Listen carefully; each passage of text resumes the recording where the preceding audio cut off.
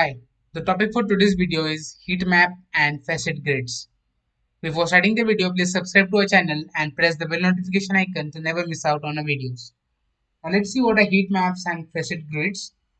Now before that, just import pandas, numpy, matplotlib and seaborn libraries and read our CSV file, and we have our data frame of 215 rows and 15 columns. Now let's see what is heat map. So heat map just gives us the correlation between the categorical values or the floating point values and integer values.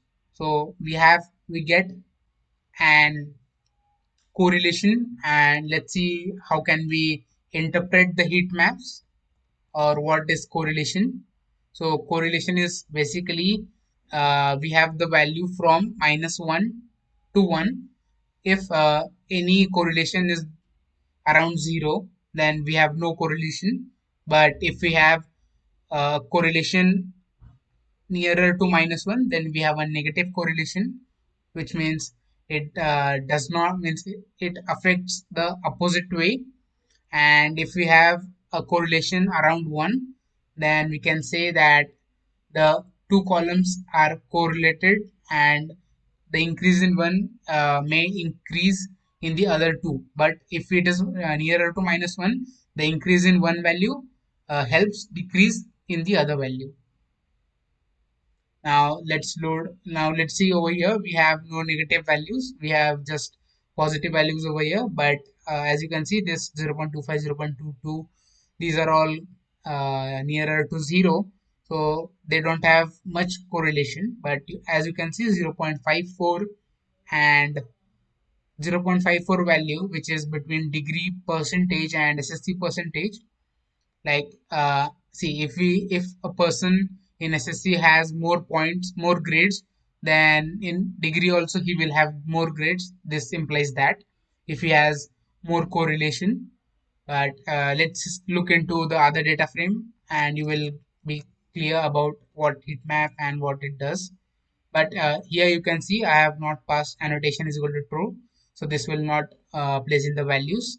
If you want the values in it, we have to give a method annot is equal to true, which says annotation is equal to true. And now here you can see 0.68, which is a higher correlation between tip and total bill.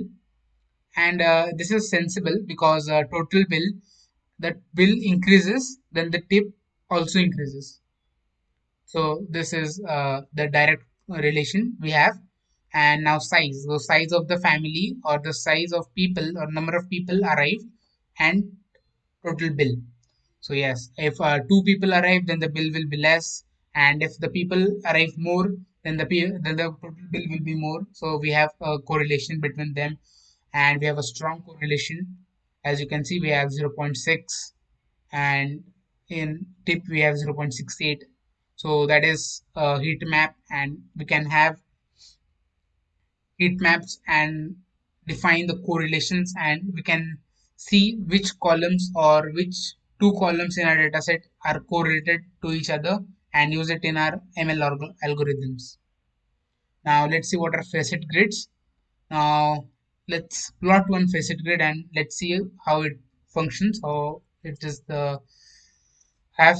Now see, if you have to plot uh, empty grids, then we have SNS dot facet grid df2. Df2 is our data frame, tips data set, and column is sex. So there are female and males, and this facet grids returns something, returns the value of the data frame. Now let's store it in G1 and let's see the type of G1, which says seaborn dot facet grid. So this is a facet grid. G1 is a facet grid.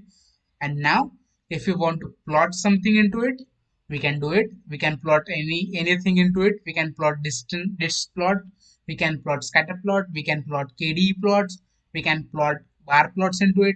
We can do anything in the facet grids and give the column names and row names, and plot distant plots, distribution plots onto one specific column or also on two or more columns. Now let's see how we can do that. So we have this function called as map, which maps the SNS dist plot to total bill. Now let's see.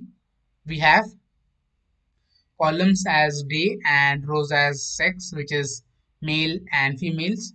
So here you can see the first row is of male and the second row is of female.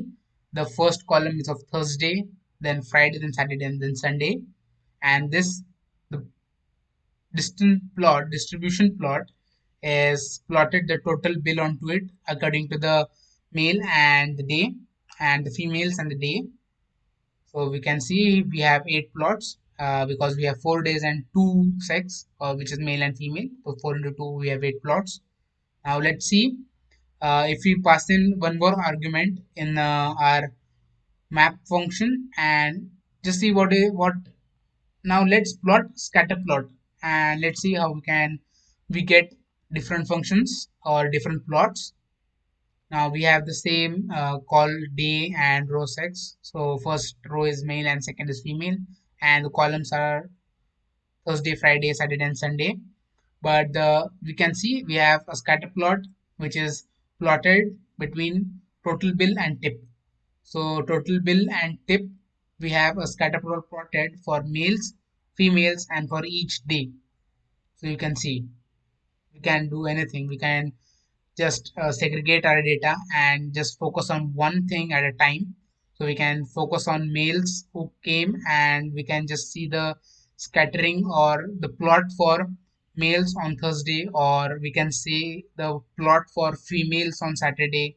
So we can have n number of data and we can perform a machine learning algorithms like a regression on it and have more clearer idea on which day which gender has more scattered plot, or we can have many inferences from the facet grid. So it is very important and essential for our further studies or further algorithms. Now let's see if we have column as day and hue as sex. Now here we had a row as sex, but here we have hue as sex, and we have given palette as prism. So we have another colors to our scatter plot. We have a scatter plot over here, which is plotted between total bill and tip. Then we add a legend onto it so that we differ on the sex, as we have male in green and female in red. You can see we have tip total bill and tips total bill scatter plot.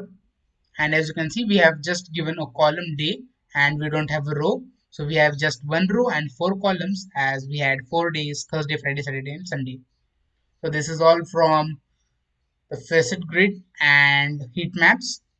Hope you like the video. If you like the video, please press the thumbs up button. And if you have any doubts, please put it down in the comment section and we'll get back to your doubts. Thank you.